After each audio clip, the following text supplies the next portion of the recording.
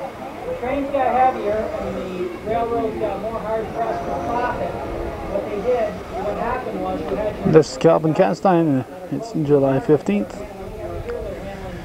We're in Lyon Mountain, where the history of railroading in the North Country is being demonstrated very aptly today. This is a Civil War Railroads presents Drive a Spike. The Anvil Chorus.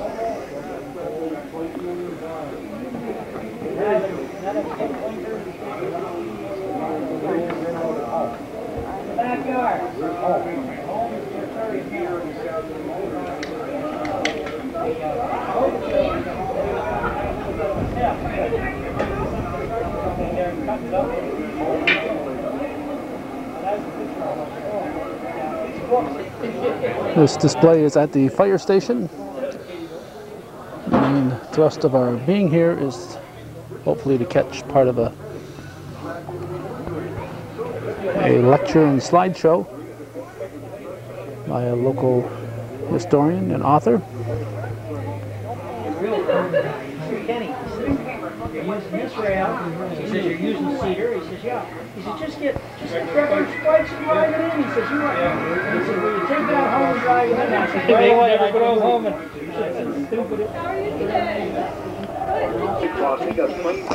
Mr. Friedel is from the Potsdam area.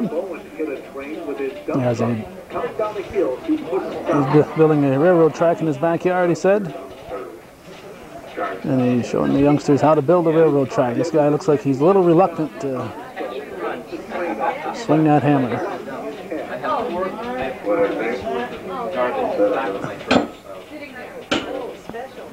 I'd like to be holding that spike. Oh.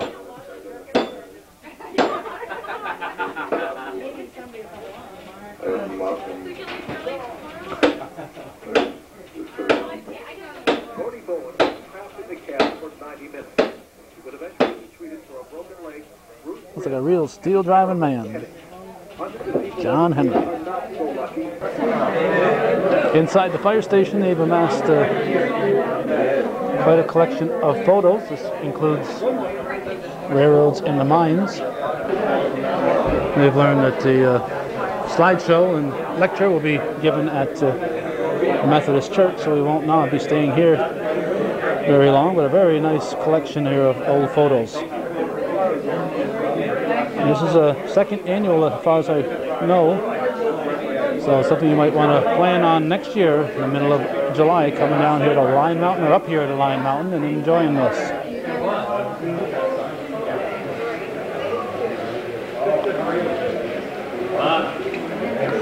There's the ore cars leaving town. That's not Lyon Mountain they're leaving, though. This is a tremendous display of railroading here, set up here in the fire station. This demonstration being put on by the Norwood Model Railroading Club, and quite a display. The best provider told us that they came in here yesterday to set it up, and this is quite a little railroad set up here in Lyon Mountain.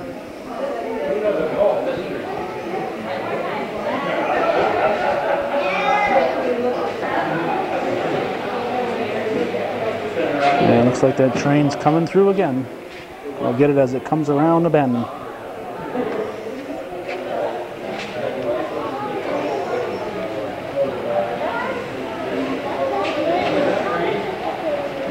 A site that was taken for granted back in the days when it was operating for real.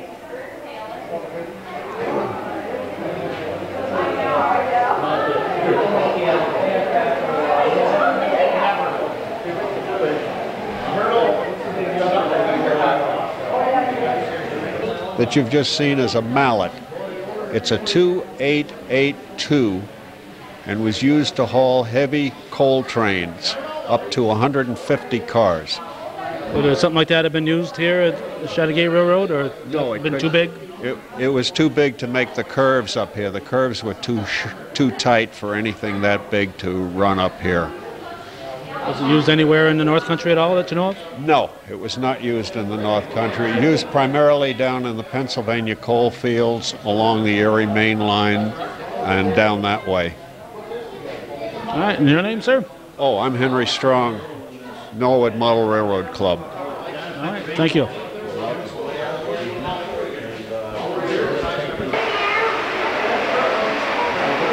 Rillahan Trading Post of Peru, New York has a nice little demonstration of signs and crates you would have seen years ago, including this Shazy Orchards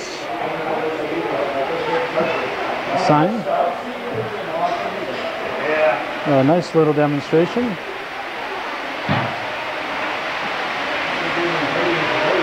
And they've also got some documents.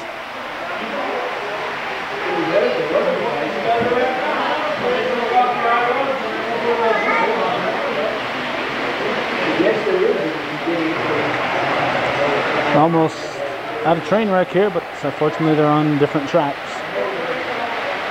Different directions and different tracks. Here's Dwayne Martin's railroad collection here.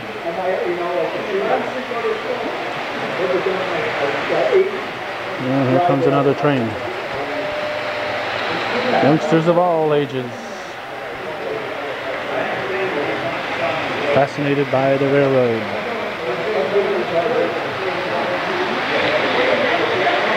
The romance of the railroad.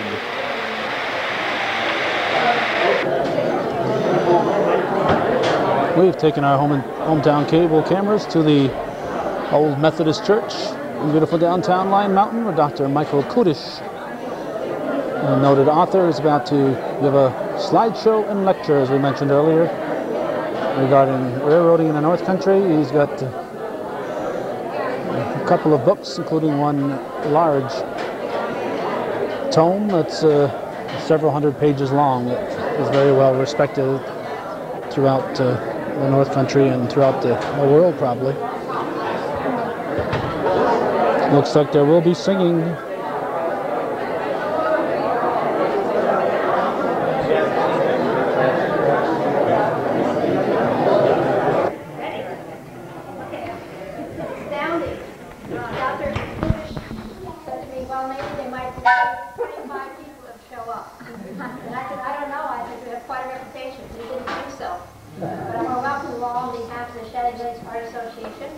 And Dr. Kudish is an author and professor at Paul Smith. This is the most recent book, Railroad to the Adirondacks, and he's certainly going to tell you a copy after the lecture. So I hope you'll enjoy it, and sorry it's so hot, that was cold out. Where's my Where'd you let me? what loud now? Okay, you got your loud now.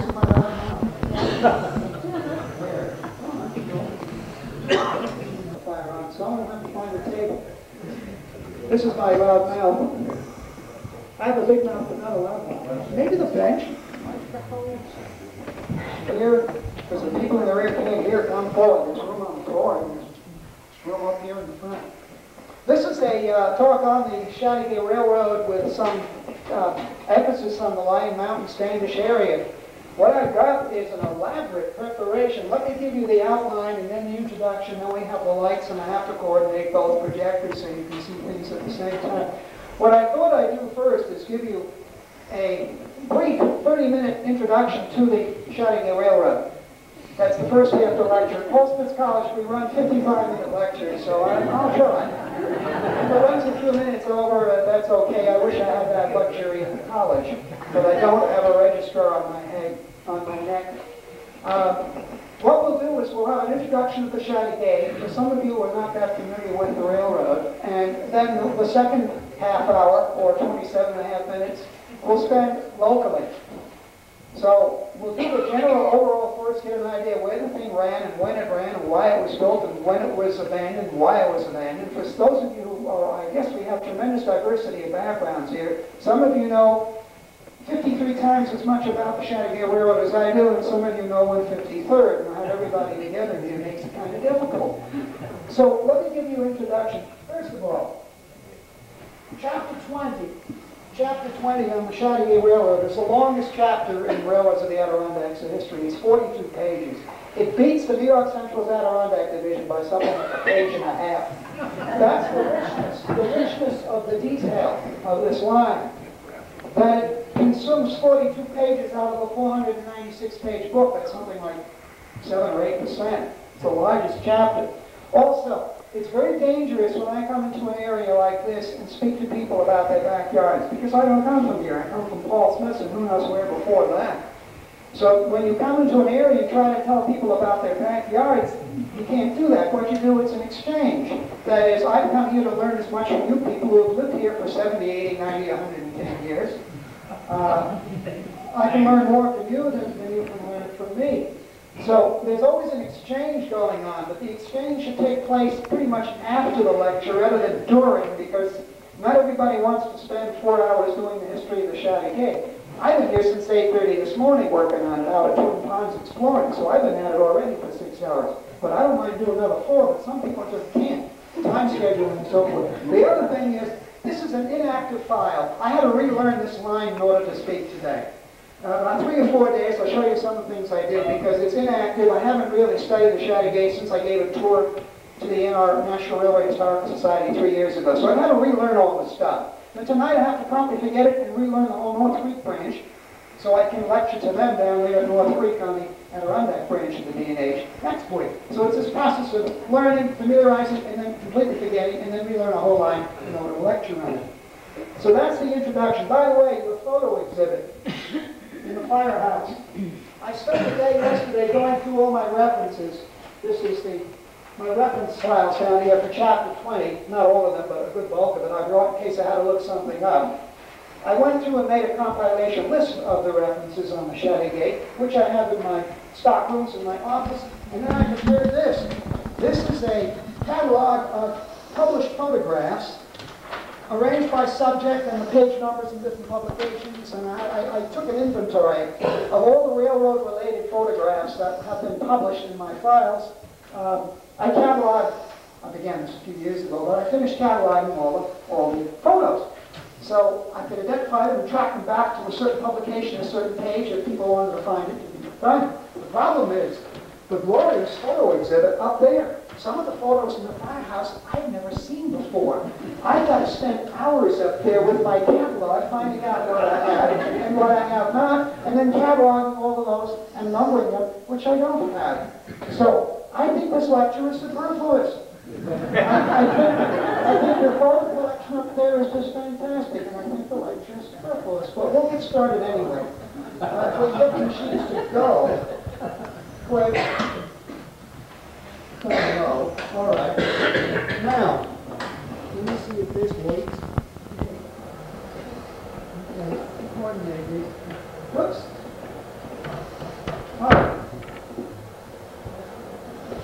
Shovel. Good. This is going to take a little doing because, first of all, I can't look into the blob. I can't see a thing. This takes coordination. What I'm going to do is give you a tour of the line. And on the right will be maps, so you know where you are. And on the left will be modern pictures. Not those wonderful old pictures that are up in the firehouse now, just modern ones to give you an idea of what it looks like today. That's an underexposed, well, I'm famous for underexposed and overexposed and otherwise generally useless slides. Just ask the student. I thought what I'd do is just work the Chaudière. I don't want to do the whole history of Plattsburgh, but just to give you the background, where we are, I don't know how well you can see that. In fact, what I might do is, there, that's better. Now, I don't know how well you can see this. I planned 20 people being here. That's what I normally get for lunch. So that's why the screen's adequate. My apologies. This is unbelievable. If you told this to anyone at Paul Smith's College, they never believed that more than 10 or 20 would ever come to my lecture. But over here, look, just where you are in general. This is a map that shows almost all the railroads in the Adirondacks that ever existed. Not quite. There are quite a few on here, which I found since I made this map in 1985. Those are in the book. But we're talking about this line here. We are right here at Lyon Mountain. If you want to know where you are, this is the line coming up the Delaware and Hudson, Maine, coming up. Albany is down here. Montreal was up there. Here's Plattsburgh. Paul Smith's, where I come from, is over here. Here's Saranac Lake, Lake Placid, Malone, and let's see, Ogdensburg is out that way. Utica is down here. Mohawk Valley is down in this area. Vermont, Lake Champlain over here. Quebec is up there. Lake Ontario is out northwest. This is the line here, starting from Plattsburgh and running 80 some odd miles. I think it's, oh, what is it, 54 and 29, 83 miles into Lake Placid. And it was built not all at once. It was built in a series of stages and then abandoned back in a series of stages. An extraordinarily complicated history. That's lots of little branches. That's why it occupies 42 pages in the book. But we're talking about this line right here. And we'll start at the Plattsburgh Inn, which is milepost 0, and work our way up through Lyon Mountain. I forget the milepost here. I can look that up. And then it's probably around 20, maybe 30 something. And then we go south, and then we turn east, and we'll terminate at Lake Placid. Let me get this back on. Whoops, sorry. There. Well, at least it works. Something coming out of the Paul Smith College Library, that's not all coming. Come on. Wait a minute. I'm tangled. Just a minute. Okay, now, coming out of, this has to fit just right. Here's the general history of the line. Starting with Plattsburgh, 1878, Plattsburgh and Dannemora. It was built out of Plattsburgh and went south and then it turned west up to Dannemora. And notice that deliberately there's no connection with what became the Delaware and Hudson main lines in the Osage branch. You notice there's no physical connection. That's an important point because the Delaware and Hudson and the predecessor railroads were standard gauge, 4 feet 8.5 inches between the inner surfaces of the rails. The Chateauguay Railroad, which was originally built as the Plattsburgh and Dannemora, was a narrow gauge 3-footer, so that there was no physical interchange between them. You couldn't have track switches until about 1900, but then that was on a limited scale. I'll tell you about that later. The reason why I went up to Dannemora was for you know what's in Dannemora. It's a state prison. It's been there since like 1845, 1846, and it made it a heck of a lot easier to bring coal and other equipment and supplies up to the prison, and prisoners as well, to get up there rather than going by stagecoaches and wagons and horses and oxen and coming up the turnpikes. It made it much easier, so the state decided to put in a railroad. It got up to Dannemora in 1878. That wasn't very far from the Chateauguay ore bed here in Lyon Mountain. And these mines were opened slowly on a small scale here, late 1860s, early 1870s. But the railroad didn't get into Lyon Mountain until December of 1879. A year later, it took to come up from Dannemora to Lyon Mountain. And the purpose, of course, was to serve the Chateauguay ore bed, the iron mines. The line was extended to Kudish, Standish in 1885, which was about 5.5 years later. But there was already a forge at Standish, but the railroad didn't get in, the blast furnace didn't get in until 1885. And then it was extended to Loon Lake. And why it was being extended, we'll get to that when we get to that. I don't do it all now. And then the Saranac Lake in 1887, and then finally the Lake Placid in 1893. It's a bit more complicated than that. There were separate railroads that had been amalgamated. The Saranac Lake and Lake Placid was just a 10-mile line. Incorporated in 1890, they finally opened in 93. So here's the line. This is construction, 1878 to 1894. Let's see what I have for, what's this do? 1894 to 1903. Okay, that's still the narrow gauge. And I think that's as far as that's going to go. Hang on a minute, I need 3 hands. This goes over here. Heaven forbid the map should get out of sequence. Just a minute. 2. Let's see what that does. Okay. Some background on here. Extraordinarily complex. This will give you some idea. This is a close-up of the area coming out of Plattsburgh. The original line was built, narrow gauge, out of Plattsburgh. The station wasn't even where the present Amtrak station was. It was south of it, about a quarter of a mile. There were 2 railroad stations in Plattsburgh, one for the narrow gauge Chateauguay and one for the Delaware and Hudson. And then what happened in 1902, 1903, the Chateauguay Railroad was standard gauge. And the reason is there was an elaborate interchange of ore and coal and people here. What was that? Because of the two separate gauges, the narrow gauge cars and engines couldn't run on the standard gauge track or vice versa. They had elaborate trestles just south of Plattsburgh Station, about a half a mile, where they bring one gauge's cars up on top of the hoppers. They could be opened up and dumped down into a waiting train with the other gauge below. Standard on one place, but narrow below, narrow one place and standard below. So this was expensive, time-consuming. It was much easier to standard gauge the whole line in the Lake Placid. They completed that in the summer of 1903. And when they did that, they built a new connection, not in Plattsburgh, but they built a new connection further south at Bluff Point. And this was the standard gauge line from 1903 up to 1955. 1955, there was a problem. It was called a runway, Air Force Base. So unless you want a grade crossing on an Air Force Base runway, you don't leave the track crossing the runway. So there was another rerouting later. There's the Friedenberg Hall branch serving some pulp and paper mills, and we'll get to that a little later. Let me see what I have here. Click what this does. Okay, here's Plattsburgh. Here's the present station. Amtrak stops there, the Adirondack. This picture was taken 1973. The building was built, well, about 1885, somewhere around there. In the 1880s it was built. It was not the first station in Plattsburgh, and for a few years, while just before the standard gauging was taking place, there was dual gauge track coming into the station. That means 3 rails. They could run in narrow gauge and standard gauge. In fact, that did happen. They ran dual gauge track, I think, all the way up to Morrisoid and Katyville for a little while. And then the other one from Saranac Lake to Lake Placid, but for a different reason. So this is the Plattsburgh station. Starting in 1903, all the shadow gauge trains originated from here, because it was all standard gauge, as well as all the Delaware and Hudson trains.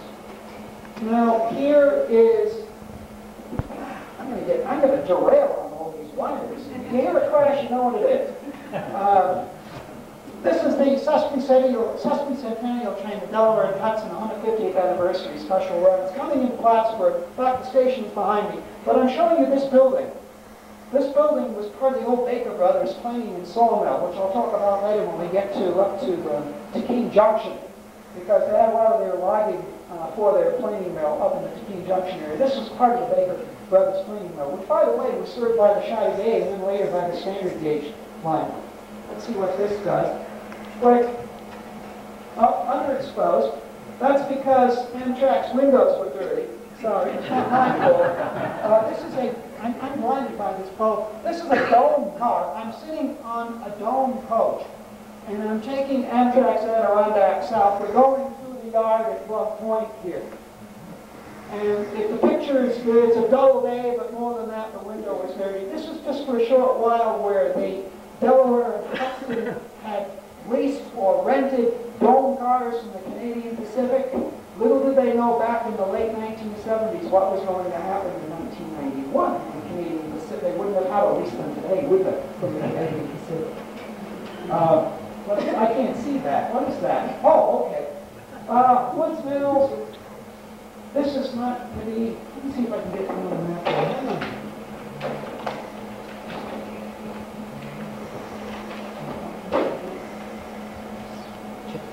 Map 3. I'm watching my clock. Moving fast here. That's not going to help. What's the matter? There you go. There you go. Oh, I know where it is. They did it one time.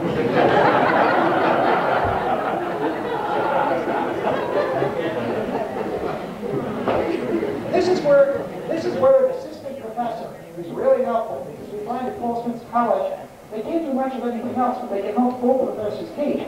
That's it. Oh, good. That's better. This shows, no, I'm not going to go into the detail here. Here's a transfer station. Here's the narrow gauge station in Plattsburgh, the standard gauge, where his Amtrak is up there. This is part of the track plan.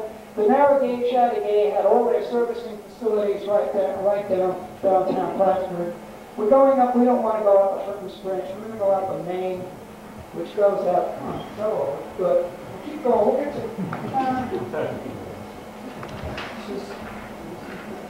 flipping. There's not enough table space to manipulate classrooms, usually are Woodsville. So we're still getting up. I don't want to talk about all these, the connection. This is the narrow gauge, this is the standard gauge, the first one. This is the relocation because of the Air Force runway. I'm not going to get into all the details of the industries along the line. This is just a track plan that runs all the way up to Lake Placid.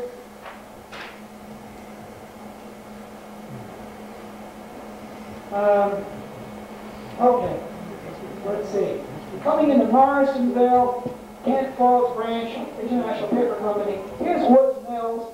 The sign says, well, do I need to read it to you? Yes. All right, it says, Woods Mills, has something to do with the railroad. Named after mills built by Bessie Wood in the early 1800s, the foundation of one of these mills can be seen at the site of Low Order. It doesn't tell you what kind of mill it was. You don't have to tell me.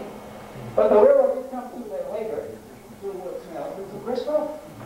Okay. Well, it didn't have anything to do with the railroad. Now, let's see what this does. What's the matter with it? Oh, okay. I'm just blocking it. Normally have a lot more room to maneuver in the classroom. This is kind of narrow here. You see this? This is where the railroad, both the narrow and the standard gauge, crossed the Saranac River in a Potsdam sandstone gorge, very much like that of Sable Chasm. But this is the chasm near Katyville. It's also a Chateauguay chasm, which is in Chateauguay, New York. And here's the bridge going over the Chateauguay chasm, just below, well, to Morrisonville and Katyville. That's right over here. I just have selected pictures. The slides are fairly recent pictures, which I've taken just to illustrate what's left along the line. This is Katyville. Pardon? Is it a question? I hear questions. I can't quite hear what people are saying. Okay, here's Katyville. I'm not going to go into all the details of what was going on at these various industries. Every little hamlet, every little village had a series of sidings and industries. If we did that, it would take, we'd be here for 4 hours. Here's an old Katyville, this is Route 3 old grade crossing. Here's where they had coal. That's the base of a round concrete water tower for locomotives. See what we have here. Okay, this is just outside of Katyville. This is a Caruso. It says Caruso, Ranella, and Bataglia Company Incorporated. I was told that they were dealers in fruits and vegetables. Someone had told me that. I have a note for that, but I don't know more detail on them. That's just coming out of Katyville. But apparently there was a creamery before that. Chittenden Company, Sheffield Mill. Okay. Now, we're up here in Dannemora. Again, the main reason for the railroad coming into Dannemora was for the prison. But the station is now not only extant, but it actually serves as the village offices for the village of Dannemora. And of course, here's the reason why the railroad came to town in 1878 to bring coal up here. By the way, did you know there was a railroad within the prison grounds itself? It was not connected to anything else. It was an iron mining railroad. There was an iron mine in the prison. It was to haul the iron ore out of it. It was within the prison itself, back in the 1860s. Now here, this is why the railroad came in. The powerhouses. This is the old coal burning plant, and this is the present oil burning plant. And the coal one, the trains were coming in there as late as the late 1960s, almost up to 1970, bringing the coal into Dannemora. I could have, maybe even later than that. It might have been even well into the 70s. I was teaching at Paul Smith. I had no idea this was going on at that time. Now I'm sorry I didn't come in. So moving up the line a little bit further, I got to change maps. Dannemora, we got to get up to Russia post office. Here we go. Here's Rockdale Post Office, Saranac Station, or Russia. The sign says Rockdale Road to Russia Station. Yay, the sign even mentions the railroad station. The other one didn't. Well, you know why? Woods Mills had no passenger depot. That's why it was not mentioned in the sign. This one did. Delaware Hudson Extension Line, 1879 to early 1900s. Also Rockdale Post Office, named for early settlers. Well, set up by the town of Saranac, 1990. And this was the station. Actually, this was Saranac Station, not Saranac Lake. Don't mix them up. This was Saranac. And this is where the stagecoach lines would take off so people could connect down to Saranac on the Saranac River. Looks like a relocation. I don't have the picture of Shazy Lake. See what this comes right into Lyon Mountain. We're gonna go through Lyon Mountain and Standish in 3 minutes, right now. Although don't get worried, we're gonna come back and go over it really slowly. I just want to give you the general view. And then we're going to come back and study this area in considerable detail. We're coming in from Shazy Lake in Plattsburgh. We're coming in on the standard gauge, the 1903 line. Here's your depot, which is going to be a museum. Right, Jim? Where's Jim? It's going to be a museum. And those glorious photos that are sitting down in the firehouse are going to the museum. Guess who's going to spend hours and hours studying the photos that are in the museum? But here's the standard gauge depot.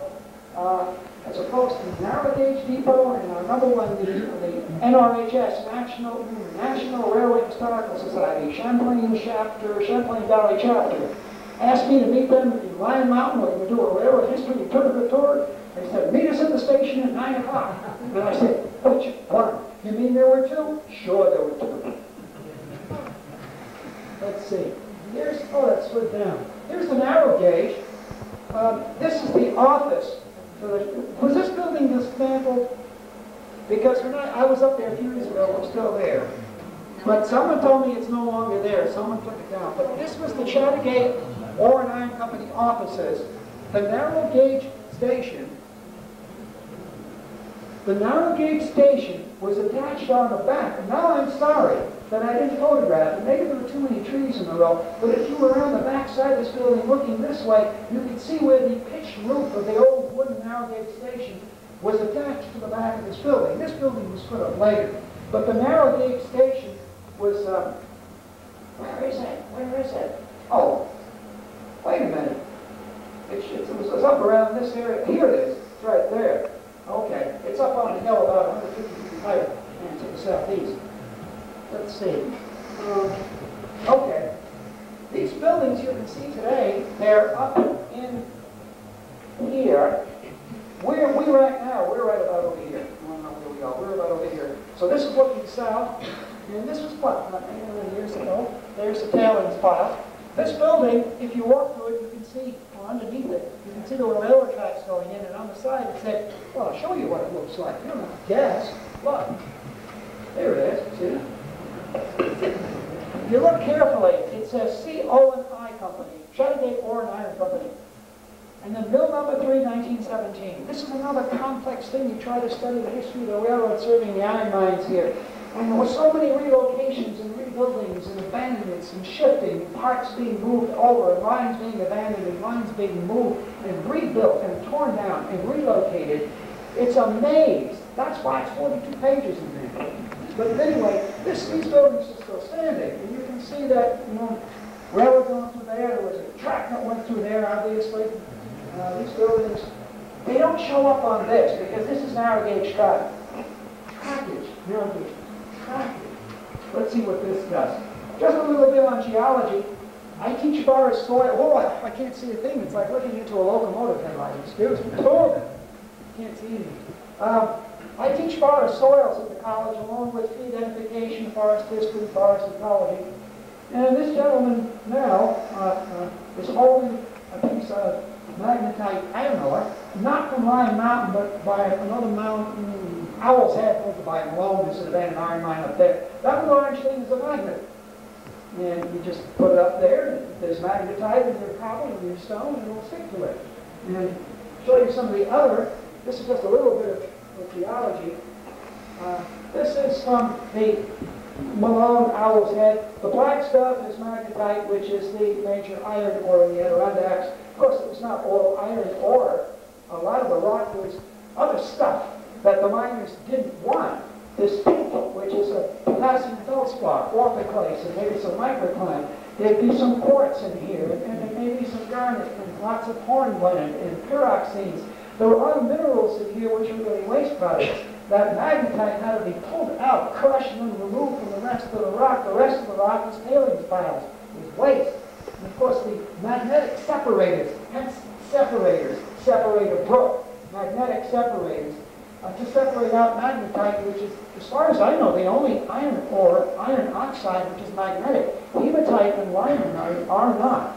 This is an unusual double oxide of iron which happens to be magnetic. So this thing keeps slipping, but that's slipping in the wrong direction. See where this goes. Oh, I was just there this morning. In fact, I got into Standish at 8:30 and hiked into Twin Ponds because I'd never been in there before and was mapping abandoned railroads at Twin Ponds. And it was raining, so I didn't bring the camera. This says, do you pronounce it Catalan? Pronounce it correctly. Is it Catalan? Catalan. Catalan? Catalan. Catalan? Okay, I've never heard it pronounced. So we're not going to have to pronounce it correctly. Catalan Forge furnace, 1881 in Standish, originally called Williamstown. Williams was one of the first people to set up the Chateauguay ore bed, was Williams. Made brick-like blooms from one of the Saranac River mines, 1886, replaced by the blast furnace and ore from Lyon Mountain. Now what, this is going, wait a minute, we want to go this way. Okay. The railroad, the narrow gauge, was high up on the hillside. In fact, the present county route number 1 going over to Standish is sitting on the railroad grade, the narrow gauge for distance. But the highway doesn't back around the north side of Parsons now. The highway, which I just drove on this afternoon coming in, cuts across like that, and we come down into Standish and stay there. Originally, the forges were down here at the south end. They came in before the railroad. The railroad came in 1885. Yeah, 1885. And the reason why is they needed to build a blast furnace because the iron ore, even when separated, is too bulky and too heavy to ship out. And it's much easier, it can melt it down into something which is more transportable and more pure, so hence the blast furnace. Do you know how they got the ore out of here before the railroad came in 1885, before it came to Lyon Mountain in 1880, late 1879? Do you know how they got the ore out of here? They had to go, yeah, they had a truck down with teams and horses and oxen and barges and wagons. They had to go to Chateauguay Lakes, across the lakes with the barges to the Belmont Forges at the north end, where the forges were, the Chateauguay, the Chateauguay Lake Forges, and then reloaded on wagons and brought over to the Northern Railroad, the Rutland, at Chateauguay, New York, where it could be boarded on a train. So putting the railroad up here saved all that extra expense and all that extra energy and time. So the blast furnace was put in here. Originally, the railroad came in from the south. When they stayed at Gage, they had to build a new line called the Standish Furnace Branch, 1903. It came in from the north, and the Burnaby furnace was rebuilt several times, actually. You can see all the trackage. This building is still there, but I'm not supposed to tell you all the detail now. I'm supposed to get to it a little later. This is the current remains of the blast furnace. I don't know whether you can see that, but these are enormous concrete pilings. You can see these aspen and paper birch trees. These are about 30, 40 feet. Looks like young balsam firs getting started there. This looks like the end of the trackage, where the track actually was a track that came up and went up at a high level next to the blast furnace. This looks like the abutment for the fill, where the track came in to go up real high. There's photos of that. Here's more. It's kind of flooded, high water table in here, but these are the stone foundations, concrete foundations of the different buildings related to the blast furnace. They're still there. They're pretty well buried in wood. Now, here's something. The railroad was extended past Kudish, Standish. Just a minute. I have papers separating each of these maps because the maps are made with a wax pencil and it might melt and stick together. So, here we go. This is to simplify things. Lyon Mountain's off the edge. Here's the narrow gauge coming into Standish. Here's the standard gauge, which is well to the north. The two of them reunited just west of Twin Ponds. In fact, I was standing right there today. I was exploring this track complex as fast as I could this morning. For the first time, by the way, to see what's left. The bridge is out, but the abutments are there. But the line was extended west of Standish, and after 1885. And you wonder, well, why did they extend the line? Well, you know why they extended the line from Lyon Mountain to Standish? So they could build a blast furnace. So why was the line extended past Standish? All the way as far as the Key. And there's the clue. Yep. There's the clue. 19 of them at South Inlet, 10 of them at Twin Ponds, Middle Hills, Upper Hills, and a little more. Why? Charcoal. There's a blast furnace there at Standish. It needs fuel. So what did they use? Initially, charcoal, till about 1903. Then they brought in coke from Pennsylvania. When the railroad was standard gauge, 1903, they were able to bring in coke and coal from Pennsylvania, which the B&H served. That was the other end of the B&H line, Delaware and Hudson. But until 1902, from 1885 to 1902, 1903, the fuel was charcoal, and they needed lots of it. So the railroad was extended west and then south from Standish for charcoal. You can see by the names of the places, and they went further than Middle Kills and Upper Kills.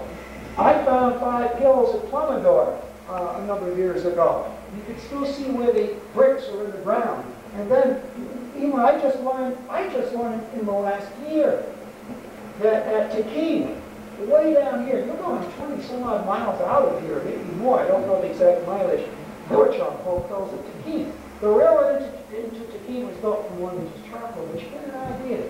Now, this is what these look like. 5 kills. These are the bases of beehive kills. My best slide is not with us today. It is, it should be at the printers right now, because my book on the history of the Catskills forests grabbed the best photo I have of an abandoned beehive. But if you look at the stonework here, this one is in the Catskills, but we have lots of them here in the Adirondacks. This was where charcoal was made. You see these big stone rings in the ground, made out of bricks or stones. You don't know what they are. This thing's falling apart, but you can still see it in there. This is charcoal making. I had a number of them in the Catskills. There were more up this way. Someone told me there were nearly 100 of them along the line between Standish and Tequine. Here's another one. Here's the stonework. Again, this is in the Catskills. This iron was shipped out on the Ulster in Delaware to the Milligan Iron Works on near the Connecticut-New York state line.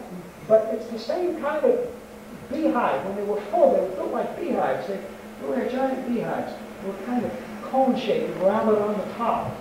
And this is where they burnt the wood down into charcoal.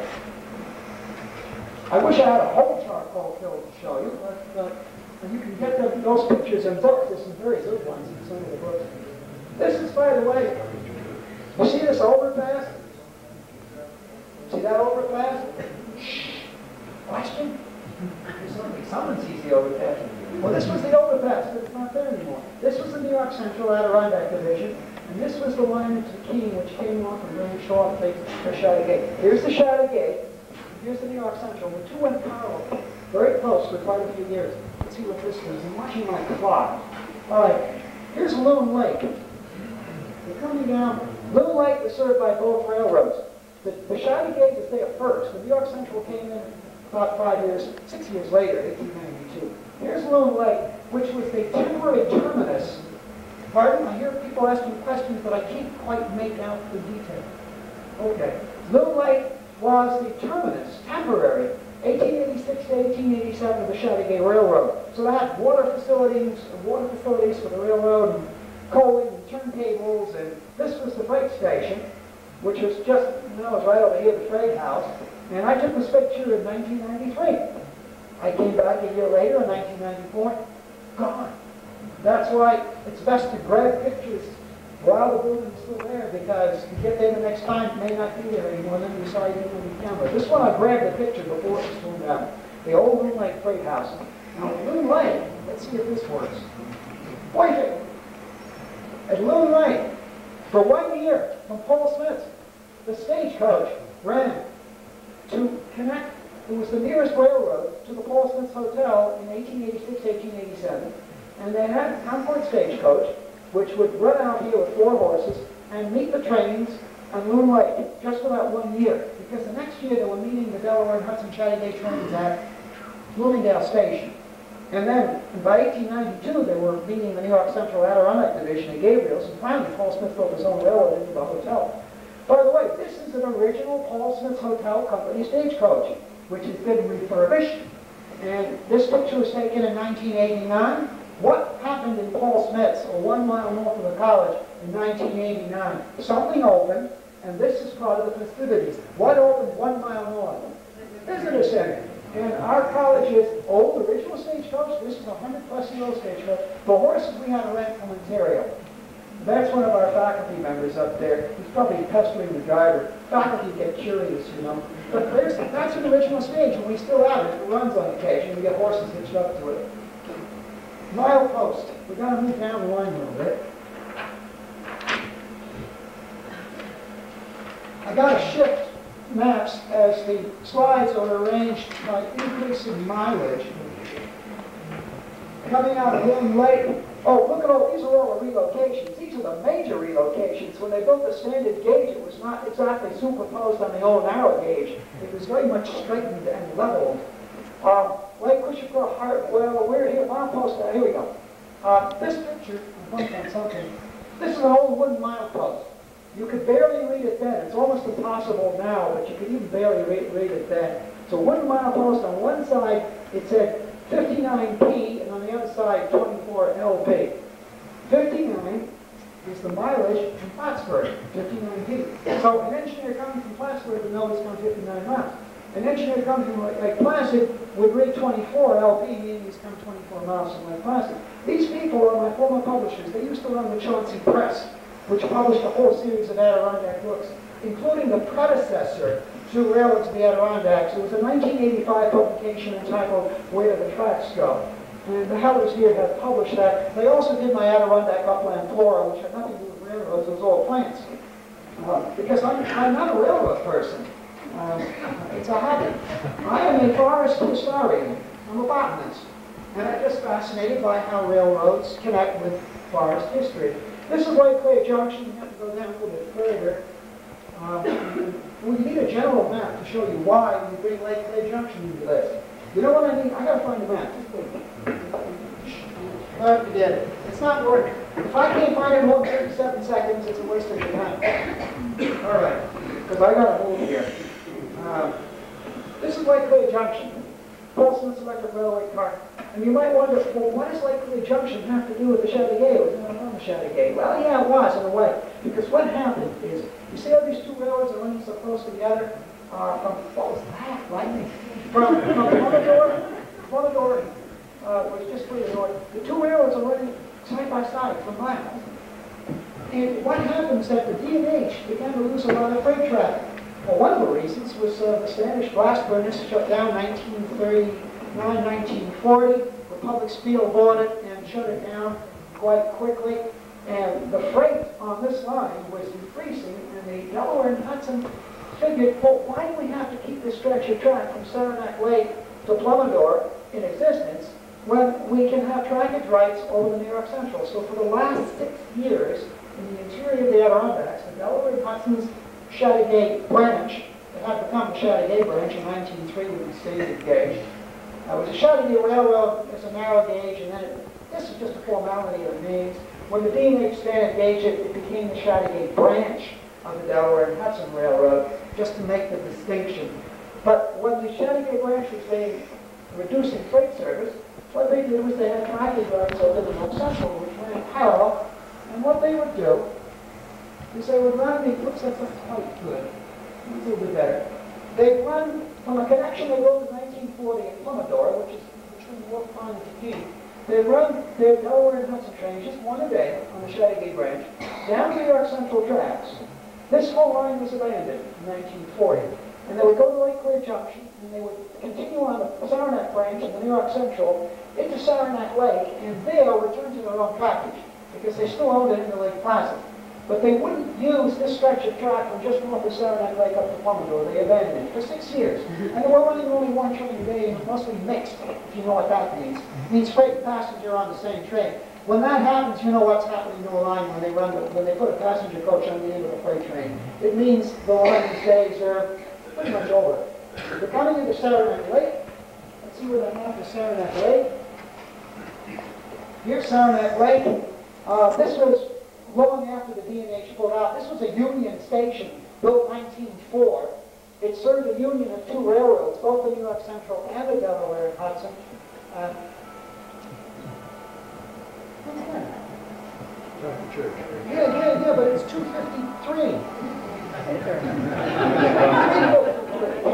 Oh, it's 250. Is that railroad time, Mike? Why? I don't know what clock is running on. This is Saranac Lake.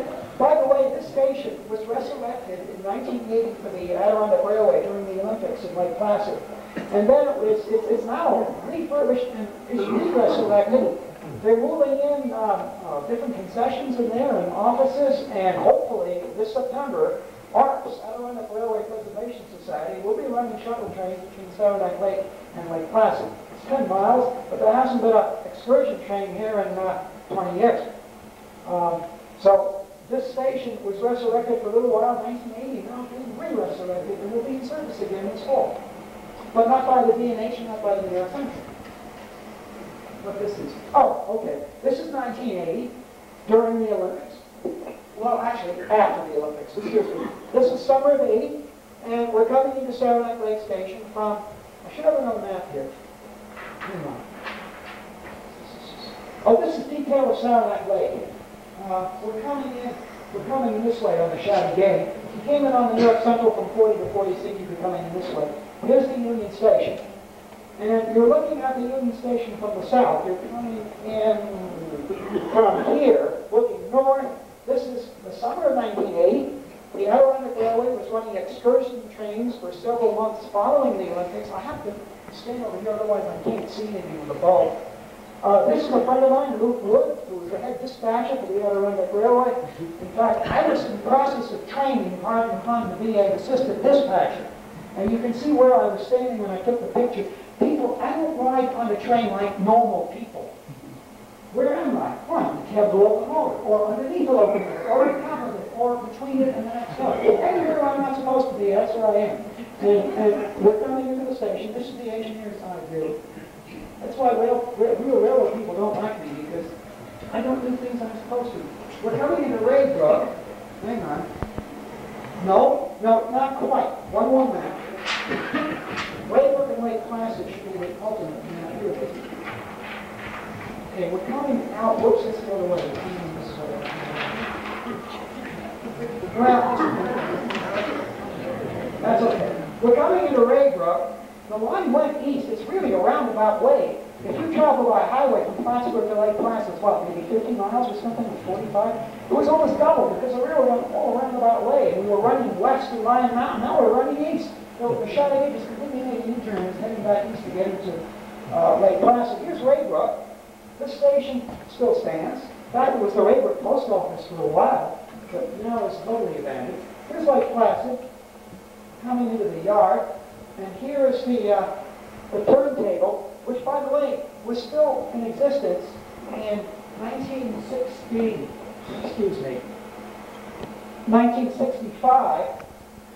It was still in existence.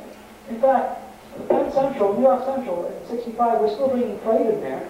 The passenger service had ended a few months before. That was New York Central. Of course, the D&H pulled out in 1946, and New York Central ran passenger trains until April of 1965. And they ran freight trains as part of Penn Central until winter of 1972 or early spring 72. They'd be bringing one train every week, every other week. The turntable was still there. In fact, anybody knows Hank Carter's book on the Fairy Tale Railroad of the New York Central Ionic Division. He used the story. This is the 1904 station at Lake Placid, which was built about the same year the one in Saranac Lake and served both railroads. That still stands. It's a Nordic Helmet Historical Society museum. And let's see what this does. Here's another shot looking from across the turntable, looking north. Oh, yeah, here they are, Lake Placid Coal Company. Those are big coal, there are two coaling plants there, Lake Placid, where they store coal. Of course, in the early days, that's how most people heated buildings and houses. We didn't have so much electric heating and fuel oil. People were heating with coal. So lots and lots of loads of coal were being brought in, and not just for the iron mines, but for the heating buildings. I thought I'd show you this. I had mentioned to you that the Delaware and Hudson was stated gauge, and the Shatty gauge was narrow gauge. Well, at the other end, at the Lake Placid end, from Saranac Lake, they had the same problem. The Shatty gauge and the New York Central had different gauges. The Shatty gauge down to the Saranac Lake, back here, came to Saranac Lake. Shatty gauge has a narrow gauge. And the New York Central Adirondack Division, which for its first years was called the Mohawk and Malone or Adirondack and St. Lawrence, was a standard gauge. That's why it took so long to build the Saranac and Lake Placid. It was not until 1893 they opened up the Lake Placid. It was dual gauge track, DUAL, to serve both railroads with two different gauges. I thought I'd show you dual gauge track recently. This is not the Adirondacks. In fact, this is not even the United States. This picture was taken in Newfoundland, in Canada, in 1880. Oh, I wish it were. 1987. 1987. Whoa, don't you wish it were 87? What a historian I'd be if I were here in 87. 1987. And they abandoned this line a year later, so I was fortunate to take pictures. I wanted to take pictures of the complex switches. Well, these aren't so complicated, but it shows the three-rail track. This is where two gauges had met. The standard gauge coming off the ferries on the Canadian mainland from Nova Scotia, and the narrow gauge Newfoundland Railway, all part of the Canadian National. This narrow gauge was not the 36-inch 3-foot gauge of the shoddy gauge. It was the strange gauge. Strange in the sense of unusual, uncommon. It was a 42-inch, 3.5 foot. So this rail was used in common by both railroads. This rail was used by the Newfoundland Railway, and this rail was used by the standard gauge trains coming across the ferries from Nova Scotia. So this is standard, 48.5 inches, this is 42 inches. The shoddy gauge would have been narrower than that. I thought maybe you'd like to see what dual gauge track looked like. And dual gauge switches. Dual gauge switches. I thought maybe you'd like to see that. Maybe you'd like to build one, figure it out, so the wheels don't derail going over. Look at this. Look at this. Dual gauge switches. This is what they had in the whole Lake Placid yard from Saranac Lake to Raybrook for 10 years, from 1893 to 1903. See what this is. This is the Adirondack Railway. I got to stand here so I don't blind myself and so that you can see at the same time. Sorry for the underexposure. I could shut that off, but it's just an old Alco RS3. This is Adirondack Railway train preparing to leave Lake Placid in 1980, summer of 80 after the Olympics. They were running, this was the time I was being trained, so to speak, for assistant dispatcher, and you know what happened in the summer of 80. They had so many derailments, the state of New York DOT shut them down. And the line in October didn't run anymore. Now here's more recent. Here's Lake Placid in 1997, the fall. And here's ARPS, Adirondack Railway Preservation Society, the Adirondack Scenic Railroad.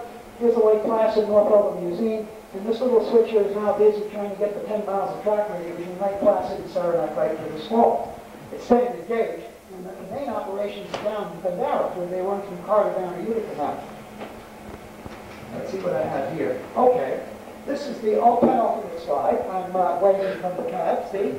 I'm in places where I'm not supposed to be. See, if I were a professional railroad person, I wouldn't be riding underneath the engine or on top of it or on the side of it. Here I am here, saying goodbye. We're not quite done. Let's see. Here's a general map. I did want to show you this is a major charcoal area, all over the branches. Actually, if I draw this map up to date, it would kind of there. Now, I think what we want to do, we've got a few minutes, because my hour isn't up yet. Let's see if this is done. Just a minute. Okay, that's done. Let me shut this thing off. All right. Now, what I thought we'd do, because we're going only about 50. About 10 minutes right here. I got to get the proper map. Just a minute. Do I want this? No. I'm going to throw them on the floor. I want this one. Why are you getting on the floor? Don't get impatient. It's like our students want to go to lunch. Look, I don't have my things tonight. Okay, let's see.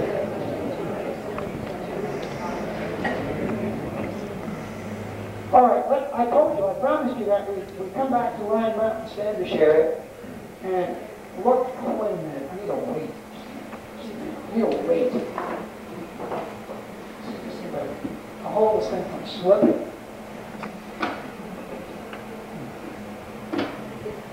That'll do it. Okay. I thought we'd spend the last 10 minutes doing some detail here in the Lyon Mountain Standish area. Do I have my pointer? I don't need it. I think my flexible enough here if I need it. Just to show you some of the trackage, there are several maps of railroads at the Adirondacks. What happened? Oh, well, that's okay. I think I can do that. Thank you. Thank you anyway. I think I can reach it. This is a good distension cord. Distension cord after lunch, extension cord before lunch.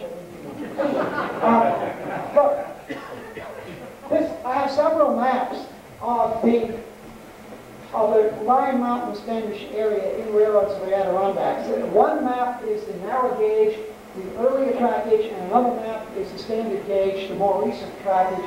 Of course, the trackage was never the same from year to year. It changed constantly. And the most accurate thing would be to have a whole series of maps, maybe one every 2 or 3 years, spanning the period of nearly a century to get everything perfectly correct, so that not everything you saw on this map right now coexisted.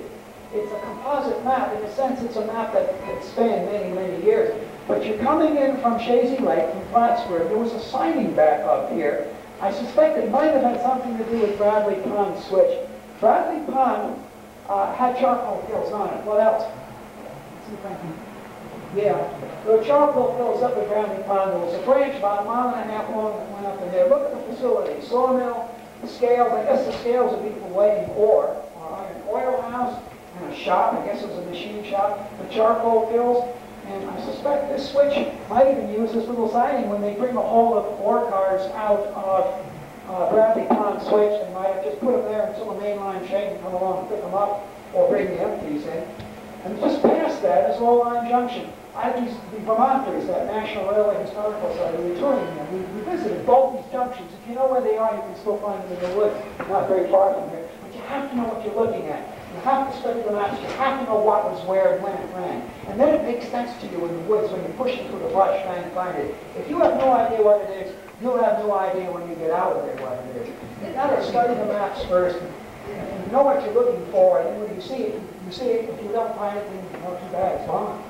But here's the junction, Old Line Junction. See, the original line went up this way, higher elevation. It climbed 200 feet higher than the standard gauge. And it terminated up here at the ore bed for about 6 years, December 79 up to 1885. Then it was extended to Standish this way, way up high now. Route 1 going to Standish is sitting on it for 2 miles or so. And this is the complex. These are the stations. There's several glorious photos of the depot and the Chevrolet Ore Iron Company office, which is right next to it. The turntable, they have repair shops for their locomotives and cars. This is all narrow gauge. The engine house, the machine shop, coal sheds for the locomotives, the paint shop, and they had this enormous timber trestle that went up to the separator. Now, I've got some questions for you people, but I have to find them. One of them I can memorize. Where'd I pull it? Just a minute. It's not as disorganized as it looks, folks. The apparent disorganization is the lack of assistant professors, which we have only out at our college, so things go more smoothly. Ask some questions for you, because these are questions that I've been asked, and we want to ask questions to this. One of them was, whistle. I'm watching my clock, because I'm really close to the wall. I'll just finish. I'll be done in about 6, 7 minutes. This is the complex of trackage. One of the things is, when the standard gauge was built in 1903, it was built at a much lower level, and there was a lot more trackage built in here. The big concentrating plant, the separator, was put in, no, it was right about down in here. The concentrating plant became that giant building that came down the building with all those different inclined planes and looked like escalators, and the sintering plant at the bottom. That was built pretty much after the standard gauge was put in, and they built a lot of standard gauge trackage in here. And the standard gauge trains went on, of course, all the way through the Lake Placid. Now, the question I've heard about is that there were narrow gauge locomotives and trains running up here into the separator using this high timber trestle as late as 1906, and one source says as late as 1915. And when we wonder about that, if any of you people know about the remnant narrow gauge operation for years after the standard gauging, that they actually ran narrow gauge trains for something that's up to anywhere from 5 to 10, maybe even 12 years after standard gauging. They didn't connect. but they would just come out of the mines and go to the separator, currently using the big high timber trestle. If any of you know anything about that, please let me know. I'm not the only one. I've got a friend who calls me every week and asks me the same question. I said, well, I'll try to get you an answer today. So we want to know what they used. Did they use the old shattered gauge, narrow gauge equipment, locomotives and cars, as a remnant here for 5, 10, or 12 years after the standard gauge was built? Or did they build new narrow gauge equipment? Did they take it out from the deep railroad that was down deep? They have underground at different levels, railroads running. So if you know anything about that, let me know. Oh, here's another question. This is your standard gauge depot, which is going to be a museum here. Wonderful. Congratulations. I always thought it was built in 1903, but you read through some D&H publications, and it says 1913. So if this one goes 1913, there must have been a temporary standard gauge depot sitting on that site for 10 years, from 1903 to 1913. Is the 1913 date an error? Were there two buildings? What happened between 1903 and 1913? You've got to tell me, because it's contradictory information from the Delaware and Hudson itself. Okay, what else? I don't have the standard gauge track gauge here. I do have it in the book. Let's go over. If you know anything about the Conklin separator, there was another one that was going north and west out of Lyon Mountain. It was originally called the Rogers Field branch. Going into Standish, I thought we stumbled into a town in Standish. Here's the narrow gauge. Here's the narrow gauge coming in. Route 1, the highway into Standish, is sitting right on the railroad in places and divergent. The station was the offices, it was a store, it was a depot, it was right at the corner. But this road comes in, the street comes in, you make that bend to go south toward the Saranac Valley. This is the famous yard trackage, all the coal hopper cars sitting there, it's been published many, many times, with the blast furnace in the background. Apparently Northern Iron Company must have a separate company to run the blast furnace. They're still controlled by the Chateau Iron. Looks like turning cars, Standish Furnace Branch. This is when they came in from the standard gauge in 1903. This line was abandoned. The narrow gauge line was abandoned after they built the standard gauge. It's about 3/4 of a mile from the narrow gauge depot to the standard gauge. So someone tells me meet Standish at the depot, of course I'll ask them which one. People are beginning to leave, so I guess my hour is up. Door pockets. Here are the old Catlin forges that preceded the going to Twin Ponds. I guess that's probably enough. I think I just have a few questions and I'll be done here.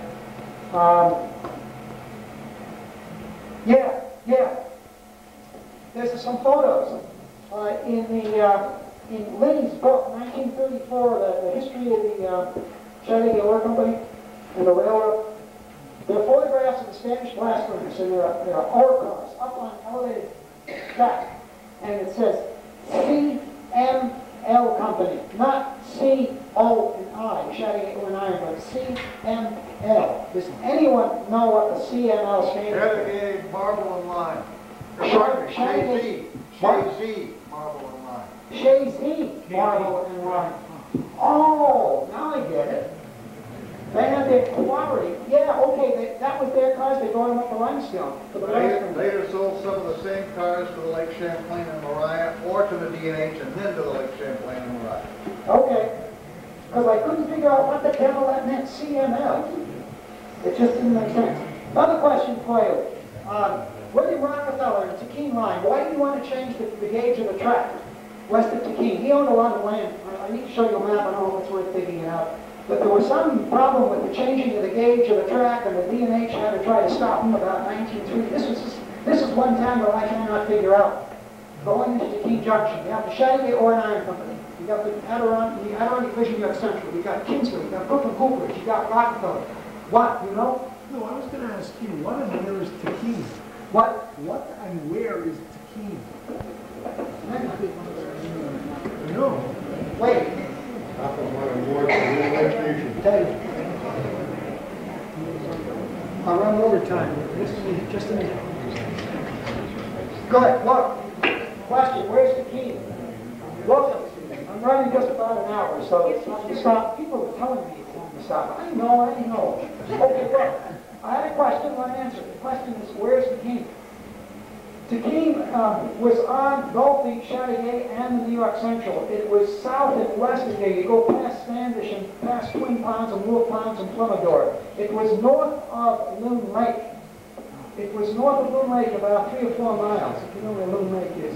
Tequin. And this little railroad went off to the west. And with a rather very complex history, what we're trying to figure out is why William Rockefeller was trying to change the gauge of this dock. He owned the western part of it, didn't own the eastern part. Very complex history in there. And we're still trying to unravel it. It's a mess. The D&H doesn't have it right in their early publications either. Things don't quite click. So if you know why Rockefeller wanted to change his gauge, we can't figure that out. One other question that I got. Between Lyon Mountain and Standish on the standard gauge, between Lyon Mountain and Standish on the standard gauge, was a place called the Gap. It was a flag stop for just a few years where people would get out and they'd walk down the steep path to Chateauguay Lake. It was a pedestrian stop. I've never been there. I'd like to go there. If anybody has been there and knows where to find it, I want you to lead me out there. What? Take you 15 minutes from Standish Road. Okay. Siding down there, and President Hoover got off the train right there. At the Gap? Yep. Okay. There's a photo in that book. I have it right here. But if anybody wants to go to the Gap, we'll see. Okay. Where's Ken? I'm through.